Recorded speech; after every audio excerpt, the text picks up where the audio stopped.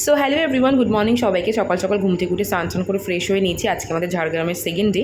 তো চলে এসেছি ব্রেকফাস্ট করতে। ব্রেকফাস্ট ছিল হচ্ছে রুটি, আলুর তরকারি, মিষ্টি আর ডিম সেদ্ধ, একদম ঘরোয়া ব্রেকফাস্ট। তো তারপর গাড়িতে উঠে গেছি, ঘুরতে যাব।